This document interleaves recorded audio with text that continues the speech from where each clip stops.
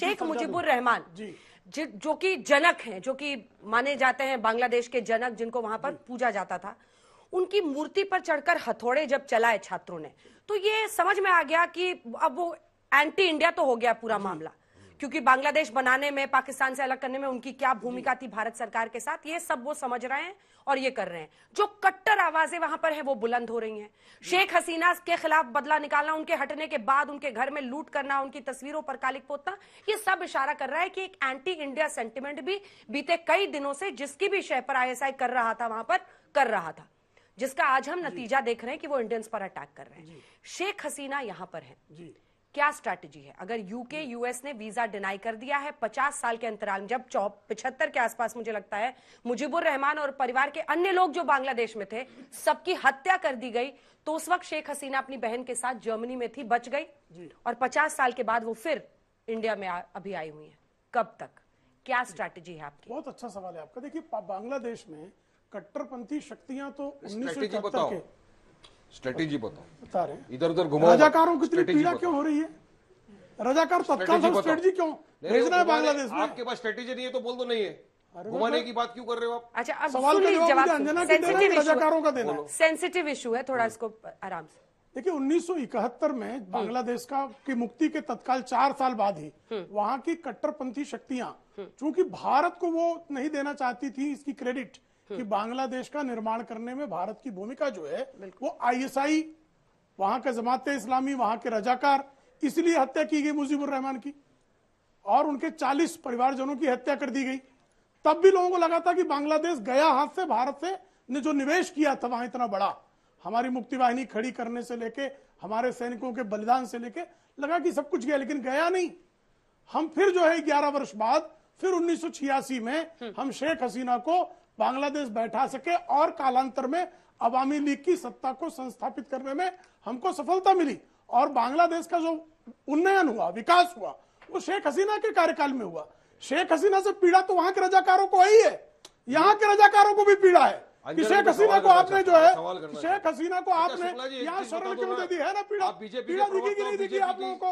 अच्छा, मुझे देख के पूछिए, आप उनसे डायरेक्ट बात मत कीजिए, क्योंकि हम लोगों की जिंदगी बहुत सुरक्षित रहनी चाहिए। आप लोग भिड़ेंगे तो हम लोग फंसेंगे। हमने शेख बता रहे हैं, पूरा कर रहे हैं, वो पूरा कर रहे हैं। शेख मुजीबुर रहमान हमारे लिए मित्र थे, शेख हसीना हमारी मित्र हैं, बिल्कुल। मित्रों के साथ खड़े रहना भारत को आता है।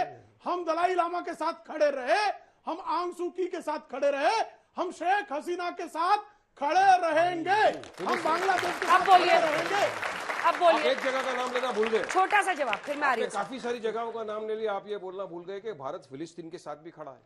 वाजपेयी जी भी खड़े थे, महात्मा गांधी भी खड़े थे, हम भी खड़े थे, लेकिन आप लोग नहीं खड़े हो। आज आप तो झंडा लेके घूम रहे हो दिल्ली की सड़कों पे, स्टैंड पे। बांग्लादेश वर्सेस पैलेस्टाइन क्यों बना रहे हैं? उन्होंने सब जगह का नाम लिया, दलाई लामा का नाम लिया, कहां का नाम लिया, तो याद दिलाओ। अच्छा, मेरा सिंपल सवाल अंजना जी, उसका जवाब दीजिए। सिंपल सवाल पूछिए। फिलिस्तीन का कौन शरण मांगने आज भाजपा की, पूछिए इनसे कौन है शरण मांगने को? बोलने नहीं देंगे। बीजेपी शरण मांगने वालों की सूची गिना रहा था, इतना जहालत बीजेपी की पॉलिसी। अरे आप बहुत एक्सपर्ट आदमी हो, इतने इंटेलिजेंट आदमी हो, इतने इंटेलिजेंट आदमी मैंने देखा नहीं आज तक। सब एक दूसरे का सम्मान करें, अब शब्द ना बोले किसी के। लोग हैं, सही से गेस्ट आप है कैप्टन साहब इंटेलिजेंट की, कौन है शरण मांगने? काफी बड़े इंटेलिजेंट नाम लोग तो हैं। बताइए ना।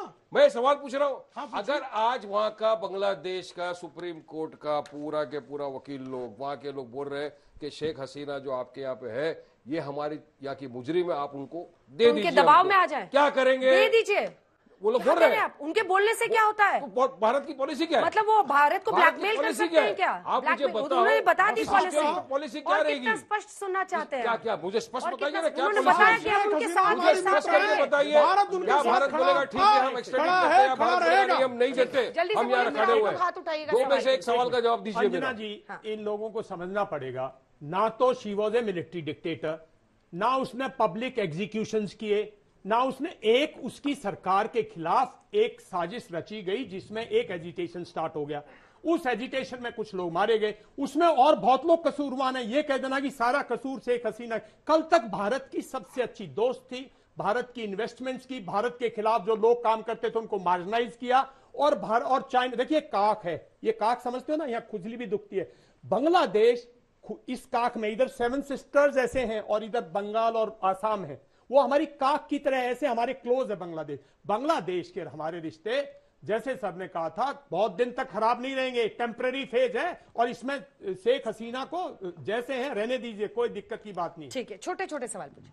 पठान साहब, हमारा सिद्धांत है वसुधैव कुटुंबकम, उसी आधार पे हमारी सरकार ने शेख हसीना को शरण दिया और आज आपने उसी पे सवाल उठा दिया कि उसी के चलते अल्पसंख्यकों पे अत्याचार हो रहा है। जवाब दीजिए। देखिए, मेरा जवाब सिंपल है कि भारत दिल बड़ा है भारत का, काफी लोगों को हमने इसमें रखा भी है, मगर इस वक्त भारत की फॉरेन पॉलिसी क्या है शेख हसीना को लेके, ये मोदी को या एस जयशंकर को आके सामने बोलना चाहिए। ये प्रवक्ता लोग झूठ बोलते हैं, इनको कुछ मालूम नहीं है क्या है पॉलिसी, इनको पता भी नहीं है। तो हम चाहते हैं कि देशवासी सब जानना चाहता है कि भारत की पॉलिसी क्या है। बस वैसी साहब को, पठान साहब को पता है सर। अरे नहीं, देश की जनता जानना चाहती है हमसे कि आप लोग बताओ, पूछो, सवाल करो पत्रकारों से, क्या पॉलिसी है। हम पॉलिसी के बारे में पूछते हैं, हमको जवाब नहीं मिल रहा है। कल को अगर सब उन्होंने तो जवाब दिया, इससे ज्यादा क्या चाहते हैं आप? नहीं, जवाब क्या दिया उन्होंने?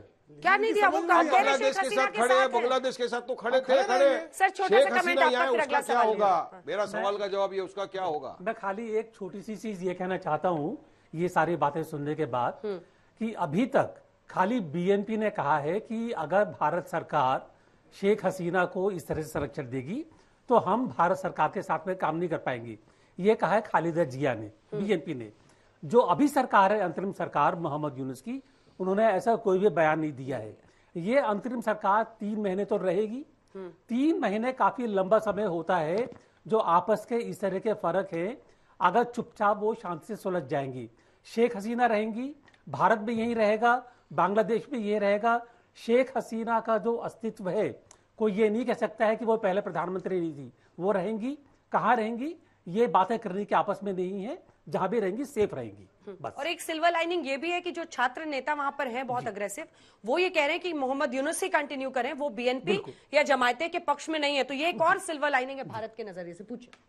आप आई गेस इंडियन कॉन्स्टिट्यूशन को रिस्पेक्ट करते हैं। आई गेस सब लोग यहाँ पे सबसे ऊपर है, प्रैक्टिसिंग लॉयर है ये, टॉप मोस्ट। तो आप अभी बात कर रहे हैं कि शेख जो हमारी आप वहां से आई हैं, बांग्लादेश की जो प्राइम मिनिस्टर हैं, वो यहाँ आके हम उनको वापस भेज दें। आपका डायरेक्ट कहना ये है? नहीं, मेरा कहना ये है, भारत अपनी पॉलिसी बताए। हाँ, हमारी क्या करेंगे? हमारी पॉलिसी अभी बताया कि 3 महीने तक तो कुछ नहीं होने वाला, तो 3 महीना हम रखेंगे और नहीं रखेंगे, वापस करेंगे तो हमारे उनके साथ रिलेशनशिप क्या रहेगा, स्ट्रेन हो जाएगा। अगर हम देते हैं तो क्या पॉलिसी होगी, नहीं देते तो क्या होगा। ये सारी चीजों को भारत सरकार के जो एक्सटर्नल अफेयर्स मिनिस्ट्री है ना, उसको सामने लाना चाहिए पब्लिक के। भारत में हमारे आजू बाजू हो चुका है, पाकिस्तान में देखो क्या हो रहा है, श्रीलंका में क्या हो गया। नो, विदेश नीति खाली पार्लियामेंट में भाषण देने से या पब्लिक स्टेटमेंट देने से नहीं होती। कहां से होगी? डिबेट से होगी। विदेश नीति डिबेट से हो जाएगी, डिबेट से हो जाएगी, मैं आपसे खाली के गूंज से हो जाएगी विदेश नीति? नहीं होगा, बोलना पड़ेगा, स्टेटमेंट देना पड़ेगा। अच्छा ठीक है, बच्चे का प्रश्न है। लेकिन यूक्रेन और रशिया का चल रहा था, तो उसमें भी हमने डिप्लोमेसी यूज करी ना, हमने रशिया का साथ दिया और ना हमने यूक्रेन का, मतलब एक तरीके से। तो मैं ये पूछना चाह रहा हूं आपसे, मेरा प्रश्न जो है क्लियर है कि आपको ये सारी चीजें पता होते हुए आप इंडिया की फॉरेन पॉलिसी के बारे में बात कर रहे हैं, तो ऐसा क्यों है? मतलब इंडिया ने रशिया, यूक्रेन या कहाँ भी वॉर न्यूट्रल पॉलिसी रखी, या फिलिस्तीन का हुआ इसराइल के साथ, तो वहां भी इंडिया का सिंपल है कि हम फिलिस्तीन के साथ खड़े रहेंगे। वाजपेयी जी भी खड़े थे। आज की तारीख में जो सवाल ये आ रहा है वो बांग्लादेश के ऊपर क्वेश्चन है कि बांग्लादेश की जो प्राइम मिनिस्टर थी एक्स, वो आके हमारे भारत देश के अंदर शरारती बन के रह रही है। अब उनके लिए इंटरनेशनल लॉ का क्या होगा? इंटरनेशनल लॉ के हिसाब से तो बांग्लादेश में जो हो रहा है उसको वहां पे रोकना चाहिए। जो भी मेजोरिटी गवर्नमेंट वहां पे है उसको माइनॉरिटी का प्रोटेक्शन करना ये फर्ज है as per the international law. तो भारत का उसमें क्या है, वो भी तो सवाल आता है ना। भारत की पॉलिसी अगर नहीं आएगी तो कल को कोई भी अपना इल्जाम लगा देगा। साइन करके दीजिए, ऐसे नहीं मानेंगे। जनरल कुलकर्णी वो मानना नहीं चाहते हैं। देखिएगा, अगर आप देखिए, ये होली ने दलाई लामा जब शरणार्थी आए भारत के अंदर, तब से लेकर आज तक भारत उनको प्रोटेक्शन दे रहा है और भारत के अंदर है। इसी माफिक जब शेख हसीना आई हैं, ये पॉलिटिकल असाइलम भारत में उन्होंने हॉल्ट किया, उसके बाद उनके जाने का प्लान था, जहां पे भी नहीं होगा, कैसे भी होगा, भारत उनके साथ खड़ा है और भारत उनके साथ खड़ा रहेगा। आज जो हमारे हिंदू भाइयों पे हो रही है बांग्लादेश में, कोई ऐसी पॉलिसी है कि उनको प्रोटेक्ट करने के लिए इनडायरेक्ट वे इंडियन आर्मी और anything will happen in future so that we can stabilise that country, because पड़ोसी हमारा दोस्त है, हमारा भाई है और उनकी खुशहाली हमारी खुशहाली है। Thank you. बहुत अच्छा प्रश्न है आपका। भारत किसी के अंदरूनी मामले में हस्तक्षेप नहीं करता, क्योंकि उस समय जनरल टिक्का खान के नेतृत्व में भयंकर वहां नरसंहार किया गया था और वहां से मुजीबुर रहमान मदद मांग रहे थे। ऐसी स्थितियां जब भी उत्पन्न होती हैं, देश निर्णय लेता है। क्या निर्णय लिया? 71 का निर्णय पता नहीं आपको? ऊपर हो गई है। 71 का निर्णय नहीं पता आपको? स्थिति तो क्या ऊपर हो गई नहीं है, पता क्या आपको? निर्णय लिया? सवाल है। पता ही नहीं लगा आपको बांग्लादेश बन गया अच्छा सुनिए, मोहम्मद यूनुस आपको पसंद है कि नहीं है? अब वो आए हैं, पसंद तो करना पड़ेगा। पसंद करना पड़ेगा ना। ऑप्शन क्या है? कहीं ऐसा तो नहीं कि आप मतलब नहीं, कोई ऑप्शन नहीं। हाँ, मैं कोई तो ऑप्शन सिंपल नहीं है। सवाल है, मेरे तो मेरे देश की फिक्र है मेरे को। आपका ऑप्शन क्या है? बांग्लादेश मतलब में ये क्या हो रहा है वो तो ठीक है, देखिए, लेकिन सब हमको हमारे जानते हैं देश ना की कि फिक्र है खालिदा मेरे। जिया की बीएनपी और जमायते इस्लामी एंटी इंडिया है। अगर उन पर अंकुश लगता है, मोहम्मद यूनुस कंटिन्यू करते तो आपको खुश होना चाहिए। आप कह रहे हैं ऑप्शन नहीं है, लगाने के लिए कोई यही पॉलिसी ऑप्शन होगी ना भारत की, कोई पॉलिसी होगी ना अंकुश लगाने है। की। कितना मोहम्मद पॉलिसी यूनुस अचानक से आगे क्या? रह तो रही आप है। बोल ही रहे हैं कि पॉलिसी नहीं है। यूनुस की पॉलिसी होगी भारत ना देखेगा, भारत सोचेगा, भारत समझेगा। अरे सोचने मतलब समझने आप के क्या अंदर चाहते हैं बांग्लादेश में बताइए, इतना बड़ा सेना कांड हो गया, भेजना पता है आपको? ये सवाल है। कोई पॉलिसी नहीं है। जैसे कि हम लोगों ने आने से पहले देखा था कि माइनॉरिटी पॉपुलेशन जो है बांग्लादेश में वो घटती जा रही है। जैसे इस टाइम बांग्लादेश में बहुत सारी चीजें चल रही हैं, तभी हम लोग क्यों देख रहे हैं कि हम लोगों की पॉपुलेशन कम हो रही है? उसके अलावा हम लोग क्यों नहीं देख रहे? शेख हसीना का राज चल रहा था, इतनी अच्छी मित्र है वो भारत की। ऐसे में क्या ये मुद्दा पहले से नहीं उठना चाहिए था? इतनी जनसंख्या अगर घट रही है, 22 से 8 पर पहुंच गई है। नहीं, हम जब सीए लाए तो यही मुद्दा, चर्चा तो यही हुई थी ना। अफगानिस्तान में हमारी पॉपुलेशन क्यों घटी, पाकिस्तान में क्यों घटी, बांग्लादेश में क्यों घटी, और तब जो है सीए के गाइज में क्या कह रहे थे कि मुसलमानों की नागरिकता चली जाएगी। ये झूठ बोलने वाले लोग जो है, विचार करने वाले लोग आज बेनकाब नहीं है, और बेनकाब होने के बाद यहाँ वहां की बातें कर रहे हैं। आज बेनकाब है ना लोग जो सीए पर कह रहे थे कि मुसलमानों की नागरिकता चली जाएगी, और हम कह रहे थे कि लगातार वहां पर पाकिस्तान में, अफगानिस्तान में, बांग्लादेश में वहां के अल्पसंख्यकों का नरसंहार हो रहा है, उनकी संख्या घट रही है, उनको शरण देना आवश्यक है। तब ये विरोध कर रहे थे, आज फिर विरोध कर रहे हैं, आज फिर शेख हसीना के विरोध में करे। अजीब है भाई इनका। अरे आप बांग्लादेश के माइनॉरिटी को शरण दे रहे हो, दीजिए, लेकिन हिंदुस्तान के माइनॉरिटी का कत्ल क्यों कर रहे हो आप? किसका? क्यों रास्ते पे मॉब लिंचिंग किसका कर रहे कत्ल हो? हुआ? क्यों खानकाहों को उड़ा रहे हो? अजीब बात है ये बांग्लादेश जैसी स्थिति है क्या भारत में? आपको अगर बांग्लादेश जैसी स्थिति किसी को दिख रही है क्या भारत में? किसी को लग रहा है क्या भारत में माइनॉरिटी का? झूठ बोल रहे हैं, मामले में सारे लोग झूठ बोल रहे हैं। हैं तो हिंदुस्तान का माइनॉरिटी आप कल्पना करें बांग्लादेश में कोई हिंदू इस तरह की कई बात नेता, कर रहा है। जनरल कुलकर्णी, जब से बांग्लादेश में ये घटना घटी है तब से हमने सुना है, संजय राउत हो, अब इनको तो हम लोग साक्षात ही सुन रहे हैं, हम लोग सबको सौभाग्य मिल रहा है। तुरंत भारत में भी यही हो रहा है, भारत में भी यही हो रहा है, भारत में यही होने वाला है वाले राग गाने लगते हैं। अब ये आप कह रही हैं 22% से 7.5 तकरीबन 1 करोड़ 30 लाख के आसपास लोग अभी बांग्लादेश में हिंदू हैं, जो बांग्लादेशी सिटीजन हैं पर हिंदू हैं। अगर आप देखें भारत के अंदर 1947 में बार बार जो कह रहे हैं मुसलमान 3 करोड़ थे, आज की तारीख में वो 18 करोड़ हैं। तो हिंदुस्तान में क्योंकि अच्छा महसूस करते हैं, अपने आप को हिंदुस्तानी समझते हैं और यहाँ पे माहौल अच्छा है, इसलिए वो 3 करोड़ से 18 करोड़ हुए हैं। और बांग्लादेश में क्योंकि वो अपने आप को इतना सुरक्षित नहीं महसूस करते, इसलिए वो 22% से 7%। आपने नंबर्स गिना दिए, अब वो क्या बोलेंगे? नहीं, पाकिस्तान में तो बिल्कुल नंबर्स गिना दिए उन्होंने, क्योंकि हिंदुस्तान में मुसलमान अपने कम हो रहा है आबादी, तो उसके बहुत सारे वजह होती है। हिंदुस्तान के अंदर भी बोला जाता है कि मुसलमानों की आबादियां बढ़ती जा रही है, लेकिन एक्चुअल अगर डेटा देखो तो टीएफआर फर्टिलाइजेशन रेट तो कम होता जा रहा है। तो काफी चीज का भरम भी फैला जाता है। कैप्टन साहब, ये आप खाली है ना सत्य को बराबर डेटा के साथ आप बात रखिए। जनरल साहब नंबर्स बता रहे हैं, एक बार सुनिए, देखिए समझ में आता है। अब कम हो रहा है तो उसमें क्या, कम हो रहा है तो माइनॉरिटी का कम नहीं हो रहा, हम कह रहे हैं बढ़ मैं रही है। ये कह रहा हूं कि आबादी इसलिए बढ़ रही है कि अपने आप को अच्छा महसूस कर रहे हैं। हिंदू जो है 1947 में 30 करोड़ थे और आज कितने हैं? 90 करोड़ हैं। तो क्यों बढ़े? 30 से 90 वे भी हुए ना, तो 3 से 18 वो भी हुए। क्यों? क्योंकि सब अपने आप को अच्छा महसूस कर रहे हैं, बढ़ाई और अच्छा कर रहे हैं।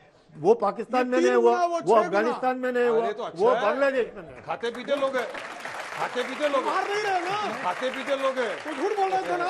अरे बड़े तो अच्छी बात है, और अल्लाह इजाफा दे और बरकत दे। वहाँ क्यों घटा रहे हो मियां? खाते पीते लोग हैं, बढ़ेंगे। अंजना जी, खाते पीते लोग हैं, अच्छा खाते बढ़ेंगे। एक मिनट, एक छोटी सी चीज मैं कहना चाहता हूँ। मुझे पता नहीं, आप लोग तो खैर कई बार गए होंगे बांग्लादेश। मैं बांग्लादेश कम से कम, जब मैं ICCR का डायरेक्टर जनरल था, उसके बाद भी 4-5 बार जा चुका हूँ। मुझे बांग्लादेश और यहाँ की जो संस्कृति है, कल्चर में कोई मेरे को फर्क महसूस नहीं हुआ। जो यहाँ पर कथक होता है वो कथक वहां भी होता है। और दुर्गा पूजा जैसे यहाँ पर आप देखते हैं चितरंजन पार्क में या कलकत्ता में देखते हैं, उससे ज्यादा फर्वर के साथ में, उससे ज्यादा जोश के साथ में 2 साल पहले भी ढाका में मनाई जाती थी। तो नंबर की बात करना थोड़ा बेमानी हो जाता है, क्योंकि एक चीज मैं दावे के साथ अभी भी कह सकता हूं कि संस्कृति के तौर पर भारत और बांग्लादेश को हिंदू मुसलमान करके देखना बहुत गलत होगा। हिंदू मुसलमान करके नहीं देख सकते हैं। वहां का मुसलमान भी दुर्गा पूजा मनाता है। सुनो प्रेम शुक्ला जी, आप भी मनाओ, आपको भी सलाह है। हिंदू मुसलमान की बात बोलिए,